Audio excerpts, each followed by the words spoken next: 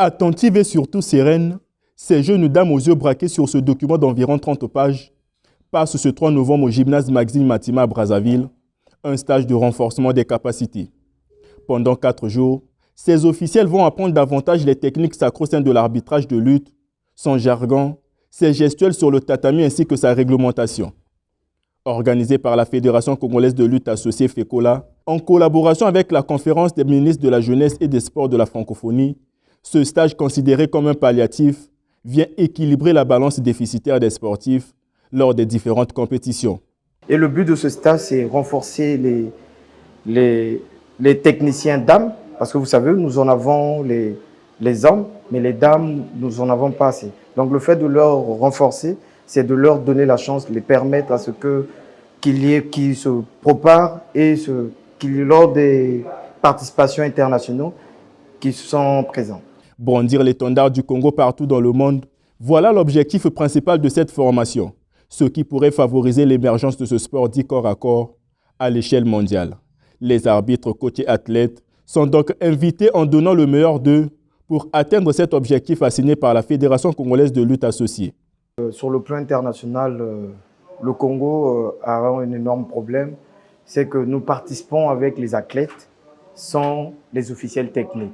Et ce qui met à mal nos combats, vous allez voir que 2 fois, le combat a été peut-être valablement gagné par un Congolais. Et du coup, par manque des officiels techniques, personne ne peut venir pour défendre les causes de nos athlètes. Le stage, c'est l'école, c'est l'apprentissage. L'occasion vous est donnée de pouvoir suivre ce que vous n'avez pas encore connu. Le comité olympique se présente ici aujourd'hui. C'est pour vous demander simplement de regarder de l'avant. Parce qu'ensemble, nous avons un défi. Le défi est celui de participer aux compétitions et si nous ne pouvons pas avoir une médaille, mais occuper au moins une place honorable. Ce que, depuis des années, nous ne parvenons plus à faire. D'aucuns pensent que c'est seulement l'entraîneur qui a du travail dans la formation des athlètes.